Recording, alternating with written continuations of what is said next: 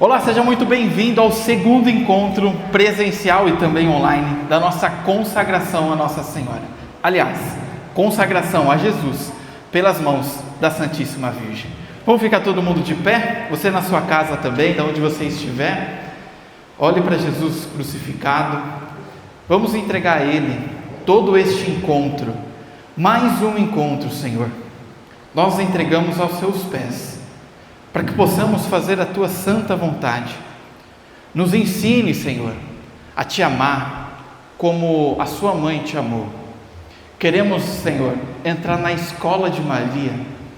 Permita-nos, Senhor, ser filhos Teus pelas mãos da Virgem Maria. Erguendo os Teus braços, vamos rezar todo mundo junto. Pai nosso que estais nos céus, santificado seja o vosso nome, venha a nós o vosso reino, seja feita a vossa vontade, assim na terra como no céu. O pão nosso de cada dia nos dai hoje, perdoai as nossas ofensas, assim como nós perdoamos a quem nos tem ofendido, e não nos deixeis cair em tentação, mas livrai-nos do mal. Amém. Ave Maria, cheia de graça, o Senhor é convosco. Bendita sois vós entre as mulheres, e bendito é o fruto do vosso ventre, Jesus.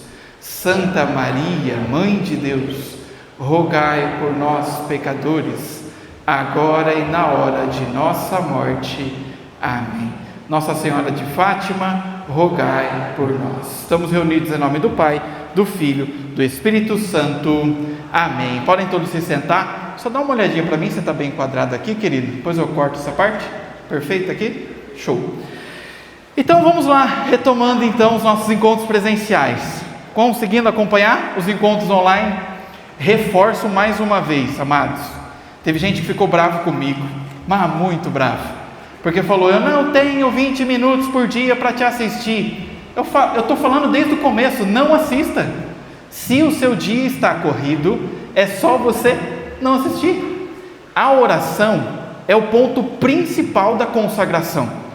Por que eu criei esses vídeos diferente dos outros encontros? Porque muita gente, infelizmente, chega até o final da consagração, mesmo vindo aos encontros semanais, e não faz ideia do que está fazendo. Não faz ideia da dimensão espiritual do que é a própria consagração. Então, por isso eu peço aos senhores, quem não está assistindo, assista, coloca dentro do seu dia. Por que isso é importante? Para aprofundar. Os encontros presenciais, quem aqui já fez o Consagra-te anos anteriores? Tem alguém? Você vai ver que mudou muita coisa. Aqui a gente vai reforçar alguns conceitos, mas ele vai estar muito mais na história de São Luís, muito mais na essência da consagração em si, porque todos os dias eu já estou dando aula lá. Por que eu fiz isso?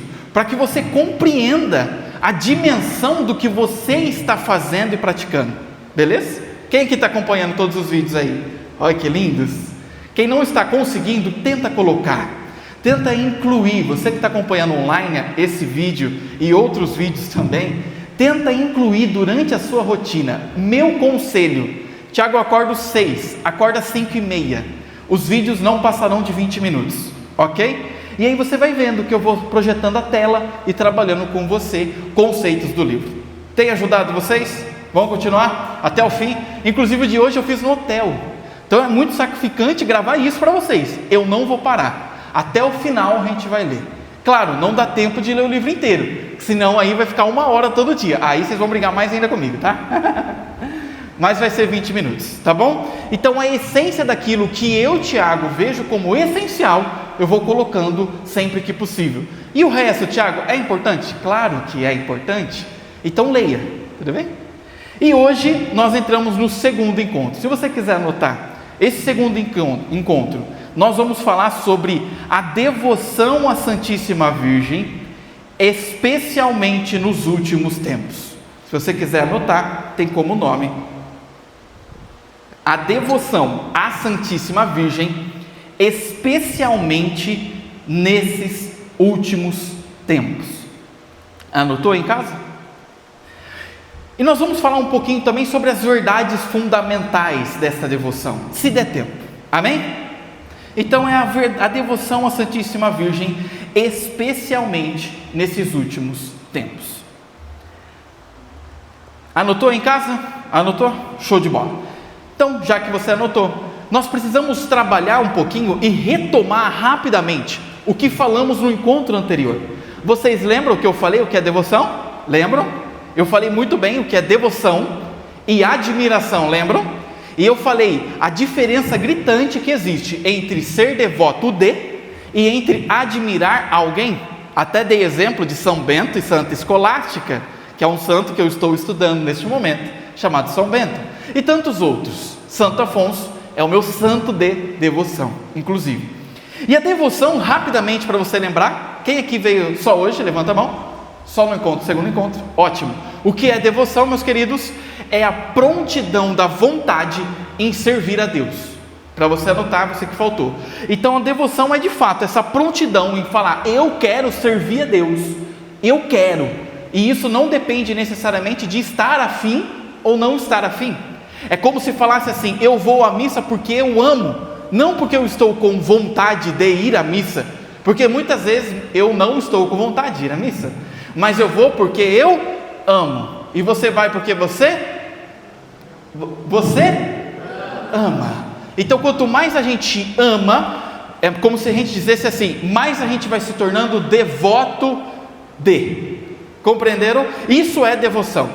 E nós falamos também um pouquinho sobre a história de São Luís. Não vou repetir, senão seria repetir o encontro. Mas nós falamos enfaticamente e destrinchamos a história da vida de São Luís. E nós falamos também que antes dele partir, ele deixa o tratado como se fosse o testamento. Lembram disso? Para quem veio no encontro. Então é como se assim, você fosse morrer, você fala, eu vou deixar um bem para as pessoas, logo eu vou deixar um carro, vou deixar uma moto. São Luís fala, não vou deixar isso não, hein? Eu vou deixar uma revolução espiritual. Eu vou deixar uma transformação espiritual para as pessoas. E ele escreve então o tratado da verdadeira devoção, onde tem um método que não foi eu que inventei. Queria eu ter essa inteligência. Eu sou apenas um filho de Santo São Luís, que replica hoje com você o método. E nós entramos então, logo em seguida, na terça-feira dessa semana, nos nossos vídeos diários, e também nos 12 dias preliminares. Presta atenção para a gente entrar no encontro de hoje. Esses dias preliminares é o dia de você desapegar do mundo. Então é o dia que Deus vai mostrando para você os seus erros. E nas orações a gente pede isso. Vem, Criador Espírito, as almas do teu visita. E a gente também faz a oração da Ave Maristela, onde inclusive a gente vai pedindo a intercessão de Nossa Senhora. 2 hinos antigos da nossa igreja, que são responsáveis por fazer a gente ir se desapegando do mundo, ok? Então se você não tiver tempo de assistir o meu vídeo, que é curto, mas tudo bem, que eu entendo às vezes o tempo, imagina gravar então, né? É 1 hora cada um, que eu tenho que estudar antes, né? Não é só, vamos gravar aqui. Então, de fato, dedica-se também, como eu já expliquei no primeiro encontro, esteja inteiramente entregue no projeto, porque não vai adiantar você agora tentar estudar outra coisa que não seja a consagração. Por quê? Porque senão a sua cabeça não vai guardar nenhuma, nem outra e nem nada. Então é isso que você tem que fazer. Agora eu estou estudando o tratado, depois você estuda outro livro que eu vou te indicar, e outro livro, mas agora é o tratado. Agora é você que está em casa, que está assistindo online, faça isso também. Estuda apenas o tratado. Faça as tuas leituras bíblicas e foque no tratado. Amém? Amém? Muito obrigado. Então, de fato, a gente vai trabalhando em nós. E quando você for fazer as orações, eu não vou assistir o vídeo do Tiago, tudo bem? Mas concentra em prestar atenção no que você está orando. Não é para você orar durante o carro, não é para você orar durante o ônibus, não, é para você parar e prestar atenção no que você está fazendo. Eu falo muito isso para as pessoas, Tiago, é pecado eu ficar rezando o terço, lavando louça? É claro que não, mas Se você não consegue dar 15 minutos para Deus, que Deus é esse que você ama? Se você não consegue parar, literalmente, e falar: Deus, esses próximos 20 minutos são teus, é teu. Olha que lindo, que diferente. Olha a diferença entre você dar 20 minutos e você sempre está fazendo o quê? Lavando louça, Ave Maria, cheia de graça. É claro que isso tem todo o seu valor também, meritório, mas é diferente de você parar, pensar somente em Deus. Por isso, São Luís elenca 12 dias para desapegar do mundo, desapegar das coisas do mundo e se concentrar nas coisas de Deus. Se até agora você não fez as orações assim, pois bem, a partir de hoje faça, porque a gente tem ainda mais uma semana. E hoje é o último dia para quem quer entrar ainda no curso. Quem está aqui a primeira vez e que não está nem no grupo do WhatsApp, tem alguém vendo aqui a primeira vez? Acho que até o Fausto comentou de uma pessoa, né? Então, é hoje o último dia. A partir de amanhã, ainda é possível, segunda já não mais, porque senão a gente foge do método, ok? Beleza, gente? Tudo certo, sim ou não? Sim. Então, ótimo. Só reforçando os grupos no WhatsApp, para quem não está, o grupo no WhatsApp é para você conversar com as pessoas lá. O grupão fica travado e vai ficar travado. Até domingo agora ele vai ficar travado. Por quê? Porque senão você vai perder ali. Os grupos menores sempre abertos para conversar. Beleza? Então, dito isso, vamos então trabalhar com a devoção à Santíssima Virgem, especialmente nesses últimos tempos. E grava uma coisa para você anotar. Repita comigo: últimos tempos é diferente de fim dos tempos. Últimos tempos significa dizer que ainda dá tempo. Presta muita atenção, amados. Você está respirando, sim ou não? Sim. Está me enxergando, sim ou não? Sim. Você em casa está me enxergando? Tá, né? Então significa dizer que ainda não acabou. Que ainda não acabou. E se ainda não acabou, significa dizer que eu e você podemos nos converter a Cristo. Significa dizer que ainda podemos consertar as coisas. Significa dizer que enquanto ainda há ar nos nossos pulmões, podemos resolver os nossos problemas.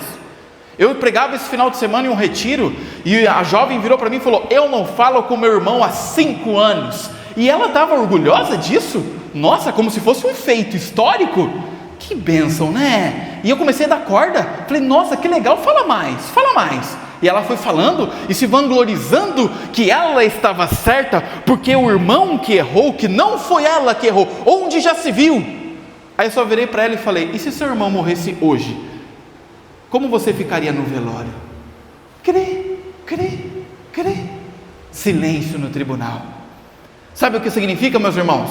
Que nós estamos vivendo como se não fôssemos morrer. E de fato você pode pegar o seu carro e morrer hoje. Ontem eu estava indo para um evento, ontem eu fui para um podcast, e antes de chegar no podcast, pasmem vocês, eu vi um acidente que eu achei que a pessoa tinha morrido. Talvez morreu, porque eu não sei. Pode ser que aquela pessoa, ela bateu no carro com tudo, não sei se alguém viu, na Rodrigues Alves, ali perto da Nações, destruiu o carro 9 horas da noite. E a minha pergunta é: será que aquela pessoa da moto sabia que pode ser o último dia dela? Será que ela sabia, gente? Sim ou não? Sim ou não? Não. E você sabe? Sim ou não? E por que você e eu vivemos como se de fato não fôssemos morrer? Porque de fato é assim que a gente vive, como essa menina que há 5 anos não fala com o seu irmão. E você pode ser que tenha algum problema na sua casa. Talvez você não tenha perdoado o teu pai, perdoado a tua mãe. O David está aqui, tem uma história linda de perdão com a sua mãe, que pode testemunhar para vocês. E você, quem que você tem que perdoar? Quem que você tem que resolver os seus BOs?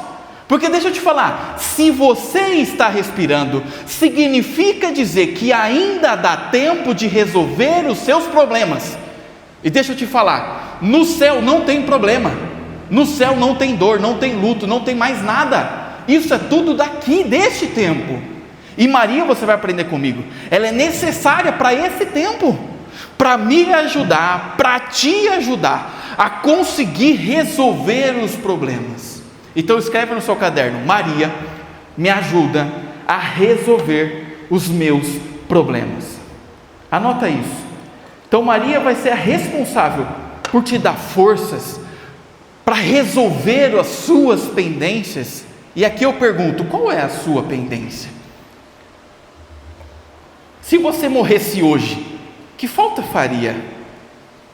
E a gente não para refletir sobre a morte, mas é necessário, e você está desapegando das coisas do mundo, e esse é o momento do curso, porque esse é um curso de consagração, que você tem que parar e falar: peraí, preciso resolver os meus problemas. E eu quero que você anote para você essa semana refletir: qual problema eu preciso resolver? Não precisa escrever o problema, mas escreva isso: qual problema eu preciso resolver? Resolva. Seja perdoar, perdoe. A sua mãe está no hospital, visite. Pode ser a última vez que você vai ver. Eu não sei qual situação você está passando. O que eu sei é: resolva o seu problema. Amém? Amém? Então Maria é necessária para tudo isso, para que possamos, durante esses últimos tempos, resolver aquilo que muitas vezes a gente vai deixando com a barriga, e vai levando, e vai levando, e vai levando. Um discípulo de Maria não pode deixar para amanhã, tem que resolver hoje. E essa menina aí, conclua a história dela. Eu falei para ela: você sai desse retiro, por favor, e faça um favor para você. Hoje você vai resolver a sua vida com o seu irmão. Ela resolveu? Eu não sei, mas de algo eu tenho certeza: plantei a semente. Assim como estou plantando a semente no teu coração. Não dá para ter mágoa. O David anda comigo há muito tempo. Eu não guardo mágoa. Se você falar mal de mim, um dia depois já estou de boa. Eu não guardo mágoa, ressentimento. Eu não guardo de ninguém, e nem quero que tenha. E se falar mal de mim, que fale, está tudo bem. Eu não ligo. De fato eu estou preocupado em ser santo. Os filhos de Maria só tem que ter uma preocupação: ser santo. Essa deve ser a sua preocupação. A minha única preocupação, anota aí: a minha única preocupação é ser santo. O resto não importa. Amém? Qual é a sua única preocupação? É essa. Isso quem nos ensinou? Carlo Acutis, São Carlo Acutis. Voltando para São Luís, por que Maria é necessária então nesses últimos tempos? Vamos entender de uma maneira muito breve, também agora, um pouco a história mais aprofundada de São Luís, não a pessoa dele, nem o livro, mas o momento histórico. E isso me deu, quando eu fui lendo, me deu uma alegria tão grande te ensinar isso agora, porque é o seguinte: quando São Luís escreve o tratado, vivíamos numa época profundamente decadente, no sentido moral da coisa.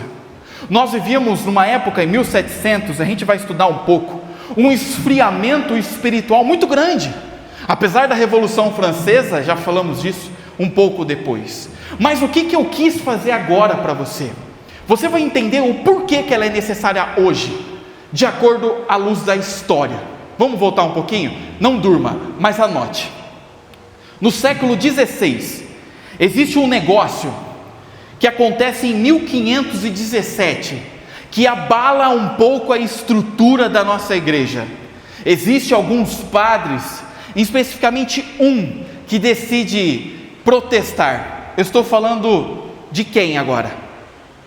De quem? Martinho Lutero. Em 1517, este padre, podemos dizer, ele tinha uma devoção inicial à Nossa Senhora, e ele protesta, não é um motivo de falar o porquê protestou, mas ele protesta e coloca várias teses de que ele não concorda com a igreja, e ele vai e tem asilo em outro país, e ele começa a pensar de uma maneira diferente, e ele começa a partir de 1517, grava aí, anota aí, 1517, começa o esfriamento mariano, começa meio que Nossa Senhora a entrar numa geladeira. É como se colocássemos Nossa Senhora num grande freezer. E quando que começa o freezer de Nossa Senhora? É isso que eu quero que você entenda hoje. E para chegar até o final agora de 2025 e compreender por que ela é necessária. Em 1517 então, Martinho Lutero, ele tinha uma devoção. Mas depois de Martinho Lutero, começa vários reformadores. Depois vem Calvino, depois vem Ziglólio, e depois vem um monte de reformadores, que começa a pensar da forma que eles querem pensar. Para vocês entenderem o pensamento protestante, e eu tenho estudado muito isso, é como se falasse assim: eu não concordo em Nossa Senhora ser assunta ao céu, então eu vou lá, fundo uma igreja e defendo que Nossa Senhora não está no céu de corpo e alma, e eu defendo isso. Isso é protestante.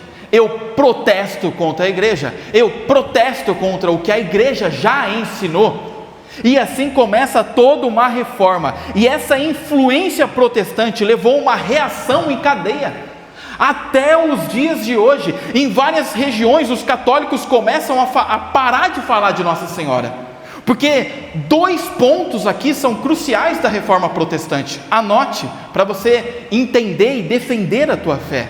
Os protestantes nos atacam em 2 coisas principalmente. A primeira, repete comigo: Eucaristia. E a segunda, fala comigo: Nossa Senhora. Essas 2 frentes são as mais atacadas pelos protestantes até hoje. Eles não acreditam em Jesus Eucarístico. É triste pensar isso, mas é verdade. Em qualquer igreja protestante de hoje, eles não acreditam que no altar está Jesus vivo. E Nossa Senhora, então, tadinha, fica muito em segundo plano. Muitos nem sequer estudam Nossa Senhora. E isso vai acontecendo com que muitos até param de falar de Nossa Senhora para não chocar os irmãos que são protestantes. Você já é católico, eu sei, vai à missa, eu sei, e ama Nossa Senhora. Mas quer ver o negócio? Quem aqui tem na família um parente protestante? Ergue a mão, tá vendo? Porque o protestantismo é uma realidade, não vamos fugir dele. Mas você não é protestante, eu não sou protestante, e se Deus quiser, eu morro católico, como os santos diriam: eu morro, mas não saio da igreja. E você tem que ser assim também. E olha, presta muita atenção, vê se já não aconteceu na tua casa, porque acontecia na minha. Vai reunir a família, sempre tem o tio que é evangélico, né? Para ficar mais fácil, sempre tem o tio protestante. Aí sabe o que acontece? Vai reunir a família, faz assim mais ou menos: vamos rezar só o Pai Nosso, porque a Ave Maria vai dar confusão. Não é assim em casa lá? Não é? Minha família é assim, meu pai quase que sempre faz isso. Sabe o que eu faço? Pai, a casa é tua, mas se você não for rezar Ave Maria, dá para mim que eu puxo a oração. Eu sou terrível nisso aí. Não é assim na tua casa? Vocês já fizeram isso, gente? Já aconteceu isso lá? Ai, não vamos rezar Ave Maria, vamos rezar um Pai Nosso, porque é a oração universal, e assim a gente não briga com ninguém. Estou falando besteira, gente? Já aconteceu isso lá, sim ou não? Às vezes acontece até hoje na tua casa. Mas um católico mariano, escravo de Maria, não pode deixar ela em segundo plano. Por mais que aquele tio faça birra, por mais que aquele tio faça um bico assim, ó: eu não rezo para essa mulherzinha. Você reza, você pede a intercessão. Você, a partir de agora, tem que se posicionar defendendo a mãe, porque o mundo começou a colocar Nossa Senhora na geladeira e praticamente esfriou tudo, né? Congelou. Calma que tem solução. Mas isso começa em 517. Avançando um pouquinho mais, senão não vai dar tempo. No século 17, anota, existe uma crise muito forte, que é a época de São Luís, que já falamos no encontro anterior. No século 17, existe uma crise que se chama jansenismo. Escreve aí, jansenismo. Escreve aí para você nunca mais esquecer. Você vai ficar um católico bom agora de Nossa Senhora. Então, um século depois, 1,5 séculos depois, na época que São Luís está vivo, acontece uma crise na igreja chamada jansenismo. Poderia eu ficar aqui falando de jansenismo um encontro inteiro, mas eu quero simplificar a sua vida. Escreva aí: jansenismo é um movimento rigoroso dentro da igreja. Então nós estamos falando de um movimento fora da igreja ou dentro da igreja? Fora da igreja ou dentro da igreja? Então São Luís vive na época do jansenismo. E esse rigor todo que acontece, ele é muito forte na França. E esse rigor, ele começa a... O que é esse rigor? Ele desvaloriza a ternura e a misericórdia de Deus.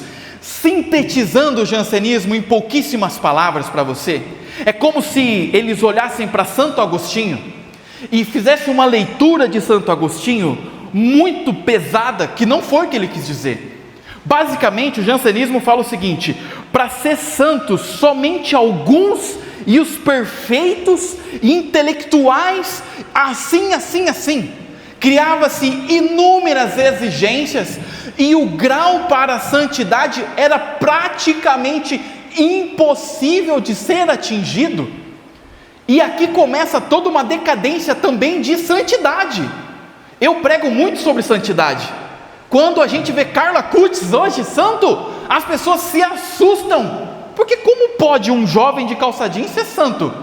Porque tudo começa também no jansenismo, com um rigor altamente forte, falando assim: não, para ser santo você tem que ser perfeito, é só alguns, porque alguns foi predestinados para salvar. Basicamente o jansenismo está falando assim: João, se você quiser ser salvo, se você está condenado para o inferno, não tem o que você faça, João, você vai para o inferno, nem que você faça de tudo para ir para o céu.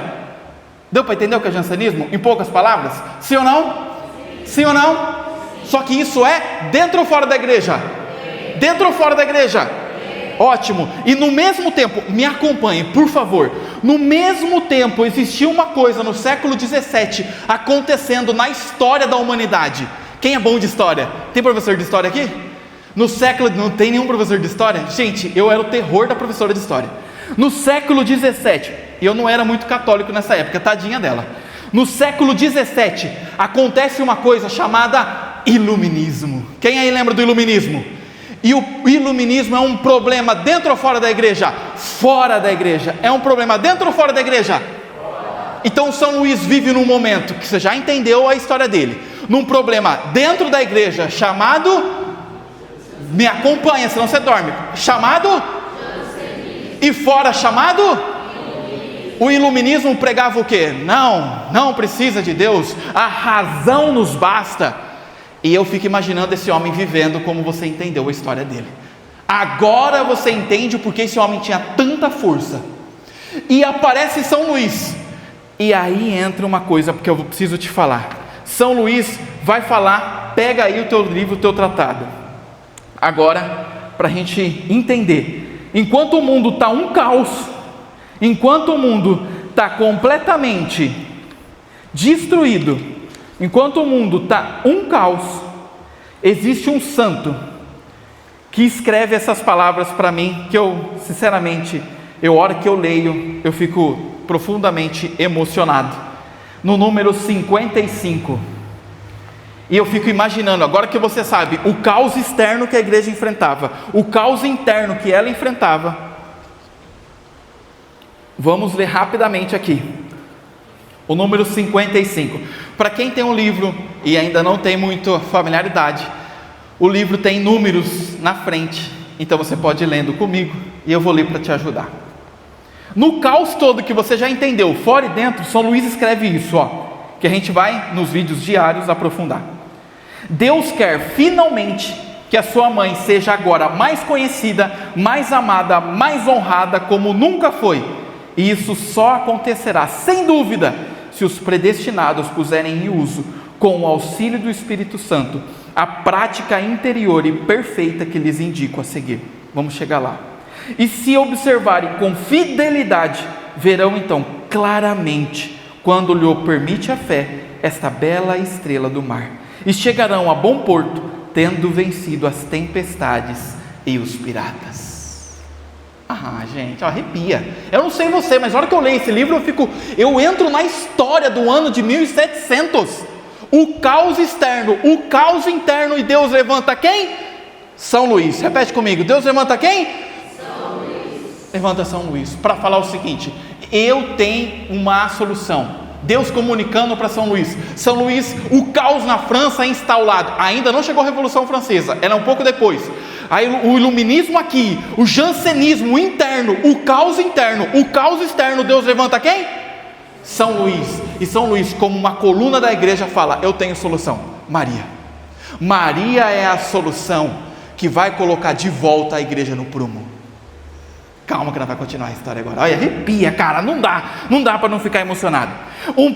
Avançando um pouco no esfriamento mariano, exatamente em 1789, começa um negócio chamado Revolução Francesa. Rapidamente, porque falamos no encontro anterior só sobre ela. Aqui o couro come. Aqui pega a história e ela não vai mentir para você. Aqui as perseguições começam ferrenha na igreja. Aqui muitos santos se tornam santos em 1789, porque muitos aqui foram queimados vivos em nome da sua fé. Era basicamente assim: você é da igreja católica? Sim. Crê em Jesus? Sim. Nega? Não. Queima. Era assim, literalmente assim. Vamos arrancar. Mas já dizia os santos da igreja: toda vez que mata alguém em nome da fé, é como se levantasse um monte de santo depois. A nossa igreja começa com o sangue de Marte. Ou você nunca pensou nisso? Dos 12 apóstolos de Jesus, só sobrou um que não morreu por sangue. Quem foi? São João. E o resto? Degolado, decapitado, flechada, morto de tudo que é jeito. Mas só um Deus segura para que ele possa ter visão lá do Apocalipse. Que caiu aí? Ai, meu Deus do céu, hein? Vai ficar com medo não. Vamos acabar o esfriamento pelo amor de Deus, né, Tiago? Está ficando ruim demais. Mas vou falar do reaquecimento. Calma, você vai gostar. No século XIX, então, já que você entendeu a crise no século XVII, a Revolução Francesa, pouco tempo depois da morte de São Luís. Lembra, o livro ficou escondido por 130 anos. Em 1700 até 1800 não se tinha história desse livrinho que você tem na mão. No século XIX acontece um negócio muito sério, que é a pós-revolução, o famoso pós-iluminismo. Aqui o couro come mais ainda, e não estamos longe, é só 2 séculos para trás, amados. No pós-iluminismo, sabe o que acontece? Chega a tal ponto de Nietzsche falar assim: Deus está morto. A tal ponto de grandes filósofos falar assim: Deus morreu, e quem matou foi a humanidade. Ele está querendo dizer basicamente, Nietzsche, e ele foi um dos grandes ateus que de fato começa a ter a linha ateia a partir dele. E presta muita atenção, de fato eles acharam que tinham matado Deus. No século XIX nós vamos ver aqui o auge do racionalismo. Anota aí, no século XIX o auge do iluminismo. E sabe o que acontece com Maria no século XIX? Vira um negócio chamado superstição.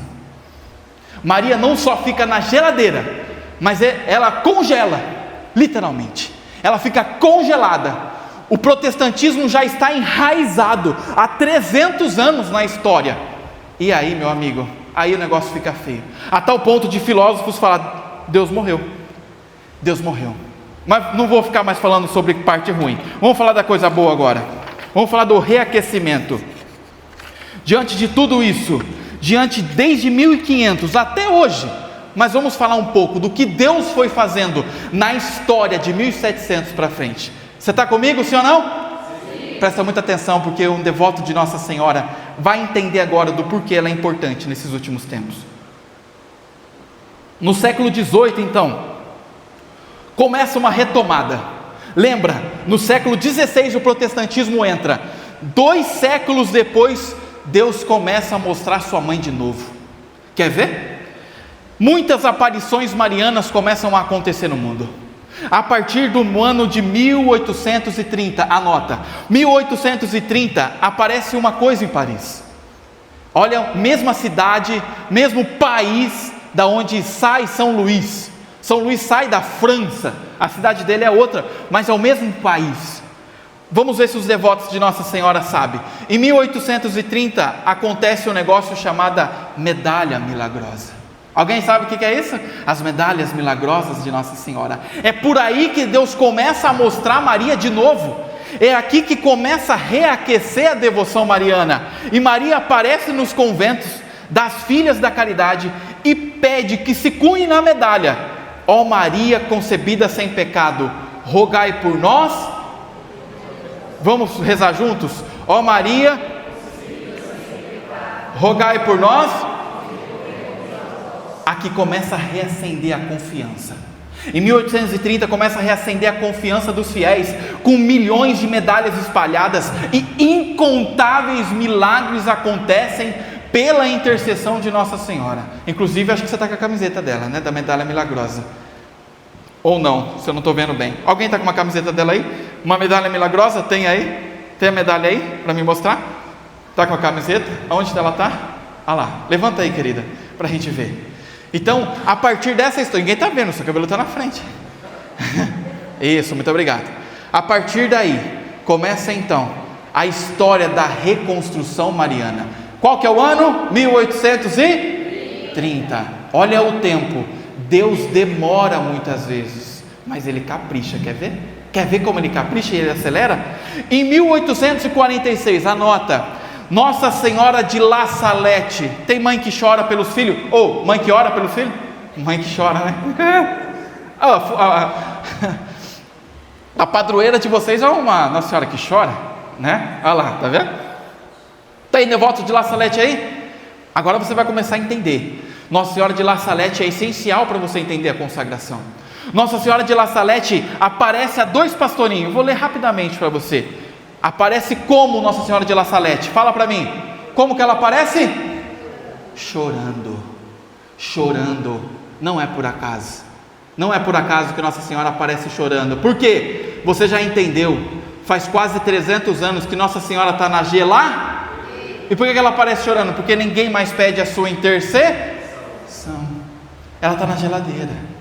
E olha que Nossa Senhora de La Salette, por isso você tem que estudar La Salette, cara. La Salette é importantíssimo. Coloca aí nos seus estudos depois da consagração, estudar La Salette. Aí aparece ali, e sabe qual que é o alerta de La Salette? Para a frieza da fé e o voltar-se para Deus. Então Deus começa a resgatar os filhos dela. Deus percebe que a gente precisa de Maria. Por que demora tanto as aparições marianas? Porque não precisava.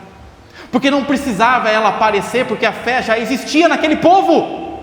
Mas o câncer foi instaurado no coração humano, e tudo começa no protestantismo e vai se enraizando na história. E claro, não é só culpa do protestantismo, tem várias coisas, tem muito interesse por detrás, mas tudo começa lá. Por isso temos que entender e compreender que o protestantismo são seitas. É assim que um católico tem que falar. Ai, Tiago, que forte. Mas é assim que a gente tem que entender. Porque se não fosse ali, talvez a história não estaria escrita assim. Mas Deus quis de alguma forma que fosse assim. Então que a gente aprenda a ser católico de verdade a partir de hoje. E aí começa a fazer um alerta. E um pouquinho antes, um pouquinho depois, o Papa Pio IX, ele define um dogma. Qual dogma acontece um pouquinho tempo depois? Vamos ver se vocês sabem. Pouquinho tempo depois, devotos de Nossa Senhora. Alguém sabe? Não vou chutar, né? Não vou chutar. A Imaculada Conceição. Olha que interessante. A igreja leva 1800 anos para declarar um dogma. O que é um dogma?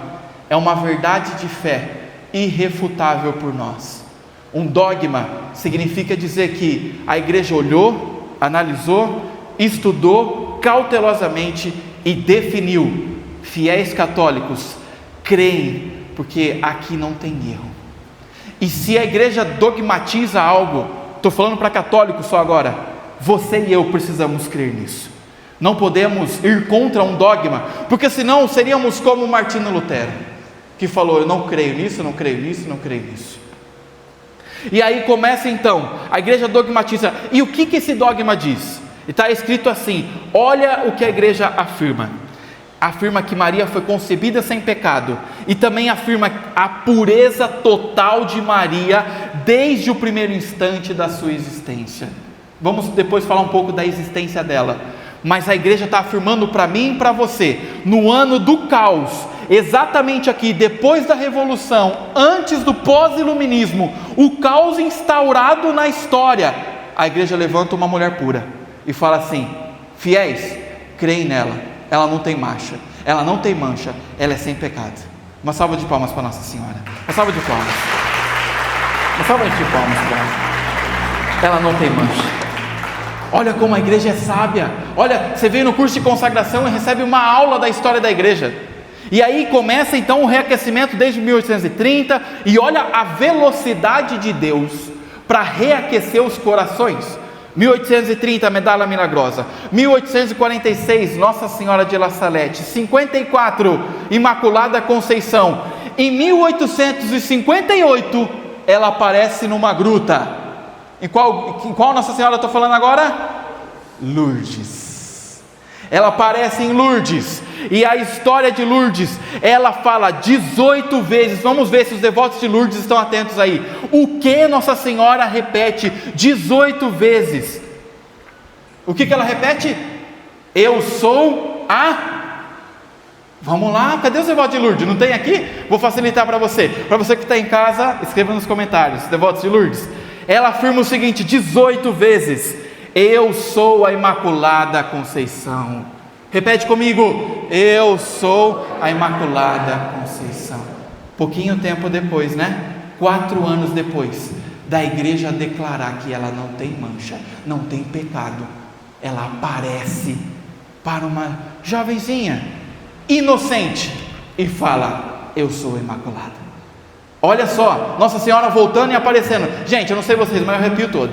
A história de Nossa Senhora para mim ela é fantástica. E aí continua, fica lindo isso aqui agora. Em 1917, aqui você não pode errar, aqui é um marco, aqui existe Nossa Senhora antes, existe Nossa Senhora depois. Em 1917, Nossa Senhora aparece em um lugar, em Portugal. Ela aparece com uma mensagem muito forte, falando que por fim o Imaculado Coração dela triunfará. De qual aparição eu estou dizendo? Nossa Senhora de Fátima. Aqui é o maior abalo de toda a estrutura da devoção mariana da modernidade. Por quê? Ela aparece aos 3 pastorinhos muitas vezes, e dentre as vezes ela pede uma coisa muito simples: rezai o rosário todos os dias. Ela pede isso e faz um alerta para as guerras, o erro do comunismo e a necessidade de fazer penitência. Sabe o que é interessante? Numa das aparições, porque Nossa Senhora de Fátima é minha santa, é a minha aparição que eu mais gosto. Ela aparece várias vezes, todos os dias 13, a partir do dia 13 de maio, e vai indo as aparições. Em uma das aparições dela, vai ali Lúcia, Jacinta e Francisco. Uma falava, ouvia e comunicava, que era Lúcia, a que ficou muito tempo. Uma só via, que era a Jacinta. Francisco estava lá de gaiato, tadinho. Sempre tinha que falar: o que está acontecendo, até mais ou menos. Em determinado momento, tadinho, Francisco é nós, representando cada um de nós, perdido na história da humanidade. E aí Francisco vira e fala assim: pergunta, Lúcia, se eu vou para o céu. Aí o que Nossa Senhora fala para ele? Olha, ele tem que dobrar, ele tem que rezar mais, ele tem que dobrar a meta de oração dele, senão não vai para o céu. Imagina Nossa Senhora aparecer para você e falar isso. Quer ir para o céu? Vocês querem ir para o céu, sim ou não? Sim. E se Nossa Senhora aparecesse e falasse: dobra a sua oração, você ia dobrar, sim ou não? Sim. E por que não dobra? Porque a vida é corrida, Tiago. Eu não consigo acompanhar um vídeo seu de 20 minutos. Sinto muito, gente, do fundo do coração. Nós precisamos entender que queremos ir para o céu a todo instante. Não dá para a gente fraquejar. Estou desde quinta-feira pregando, não paro de pregar. Até falei para a Mariana falou: todo dia agora? Mas amanhã eu paro, dá uma descansada também. Chega, preciso descansar um pouco. Mas é isso, amados, dobra a aposta na oração, reze mais. Esse é o pedido de Fátima. E Fátima falou várias vezes: muitas almas não são salvas por falta de oração. Imagina quantas almas protestantes no purgatório, queimando lá, porque não reza por elas. Sabe uma coisa que você pode fazer a partir de hoje? Nas minhas orações do meu terço, todo dia eu faço isso. Eu falo assim: mãezinha, estou rezando agora por todas as almas dos meus irmãos protestantes que não rezam pelas almas que se foram. Talvez você tenha um tio que faleceu protestante. Tem? Você tem um tio protestante que faleceu? Eu tenho. Reze por ele, porque você pode ter certeza que a família dele não vai rezar não, mas você reza, e reze muito. E aí, para finalizar, em 1950 a igreja vai continuando. Ela define a dogmatização da assunção de Maria. E aqui a igreja proclama: Maria foi assunta ao céu, e Maria está no céu, de corpo, alma, mente, espírito. É como se ela literalmente fosse como a gente, como o seu corpo lá dentro, em cima. Só duas pessoas estão no céu de corpo e alma: Jesus e Maria. Depois, um dia todos nós teremos um corpo ressurrecto. Como? Não sei como que Deus vai fazer isso, mas Ele prometeu, teremos um corpo glorioso. Mas Jesus já tem, e Nossa Senhora também.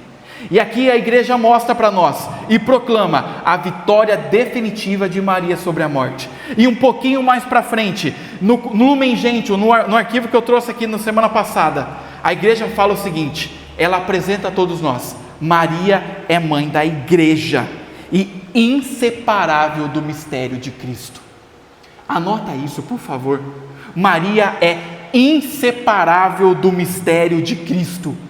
Ou seja, não dá para amar Jesus sem amar Maria. Não dá para amar Jesus sem amar? Não dá. Quem está falando isso, Tiago?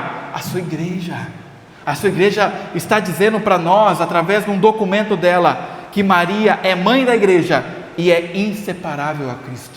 Você já está assistindo os meus vídeos e já viu que São Luís fala isso. Por que, Tiago, ela é inseparável?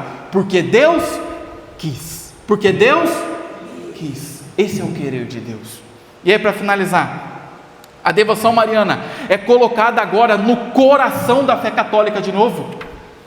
E Deus manda um papa maluco, que eu já falei na semana passada, um papa doido, doente, mariano, roxo, a tal ponto de falar para o mundo uma frase. Ele olha para a imagem de Nossa Senhora e fala: totus tus Mariae, todo teu Maria. De qual papa eu estou falando? São João Paulo II, esse papa que teve o seu papado de 1978 até a virada do milênio, 2005, e falou para nós o seguinte: dá para fazer a diferença. Por isso a igreja fala para nós o seguinte: hoje, 2025, para finalizar esse encontro, gravou toda a história. Olha a importância de Maria na história da igreja desde 1800. Agora vamos colocar 2025. Tiago, eu entendi. Teve um tempo de esfriamento desde o século XVI até o século XIX. Depois a igreja vai levantando santos, vai levantando aparições marianas, vai levantando a aparição de Nossa Senhora das Lágrimas, que ela aparece chorando pelas lágrimas das vossas mães santíssimas. E a gente vai vendo a história acontecendo, ela está aparecendo em Medjugorje, e nós vamos vendo a história acontecendo, e continua aparecendo, e vai continuar aparecendo. Trazendo para o tempo de hoje e finalizar. Hoje nós vivemos um ambiente altamente influenciado pelo protestantismo. Infelizmente, 500 anos foi tempo suficiente para gerar um caos na história da igreja. Sabe o que acontece, gente? Me desculpa a sinceridade de coração. A pessoa vai na igreja protestante: eu não gosto do pastor, muda. Pinga de uma, pinga para outra, pinga para outra. Mas que igreja é essa? Que não tem unidade? Que igreja é essa? Que não consegue ter comunhão? Porque é isso. E aí começa, e nós vivemos essa época. E aí você pode pegar os números dos protestantes estão fazendo assim, ó. Eu estou preocupado com isso? Não. Eu estou preocupado com você que está me escutando. É com você. E eu não aceito que você vire protestante. Eu fico bravo.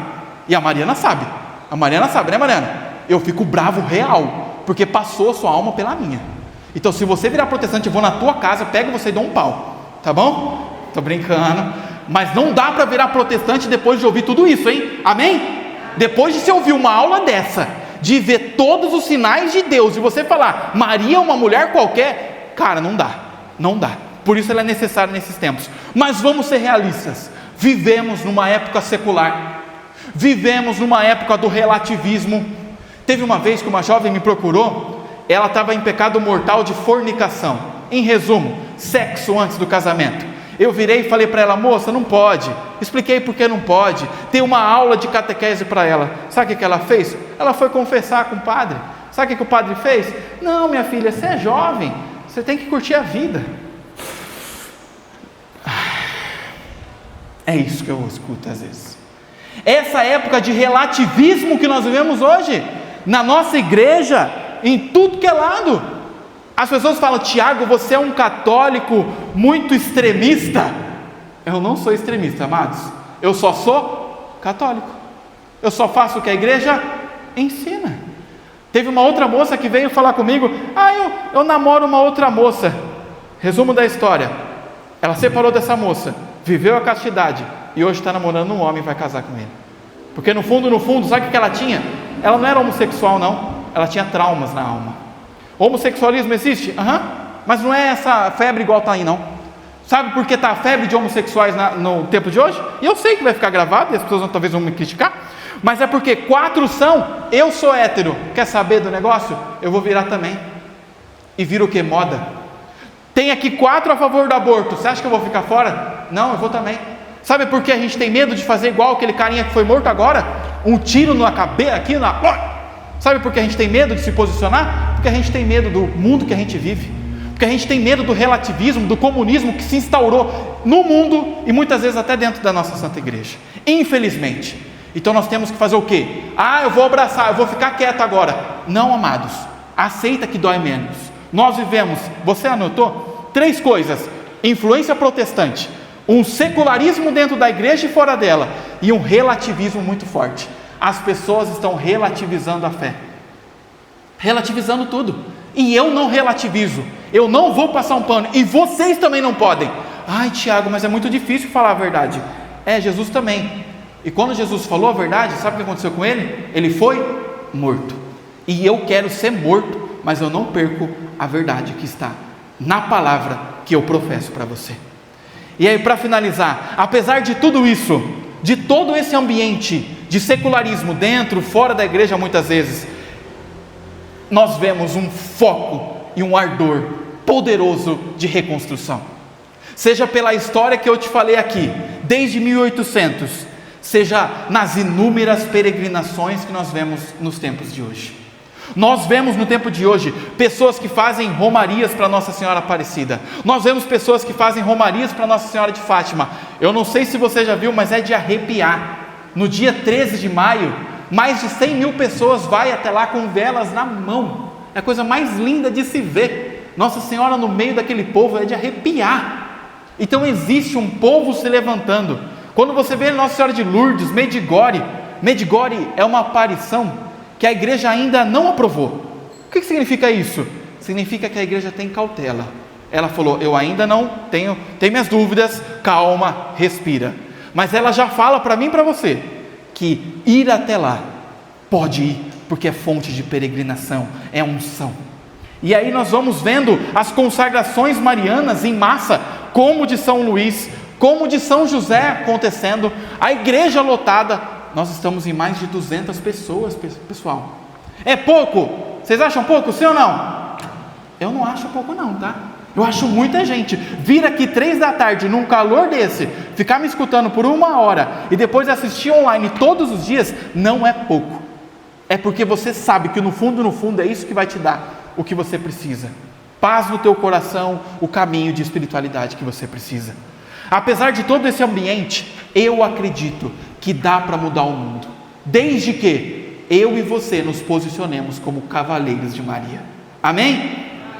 Aqui eu quero só finalizar com o apóstolo dos últimos dias, no número 59. Olha que coisa linda, o número 59. Número 59. Que coisa mais linda isso aqui que eu vou ler para você. E eu acredito no que São Luís escreveu. E aqui eu quero encerrar com esse trecho, para a gente ir para os nossos depoimentos. No número 59 está escrito assim: sabemos, enfim, que serão verdadeiros discípulos de Jesus Cristo, andando nas pegadas de sua... O que está escrito aí? De sua... E... do desprezo do mundo, da caridade, ensinando o caminho estreito de Deus, na pura verdade, conforme o Santo Evangelho, e não pelas máximas do mundo, sem se preocupar, nem fazer acepção de pessoa alguma, sem poupar, escutar ou temer nenhum mortal, por poderoso que seja, Ai, gente, que lindo isso aqui. Vamos continuar, está muito lindo isso. Terão na boca a espada de 2 gumes, da palavra de Deus. E em seus ombros ostentarão o estandarte ensanguentado da cruz. Na direita o crucifixo, na esquerda o rosário. No coração os nomes sagrados de Jesus e Maria. Ai, gente, e em toda a sua conduta, a modéstia, a mortificação de Jesus. Eu não preciso falar mais nada. Acabei por hoje. Uma salva de palmas para São Luís Maria Grimond de Montfort. Mais forte.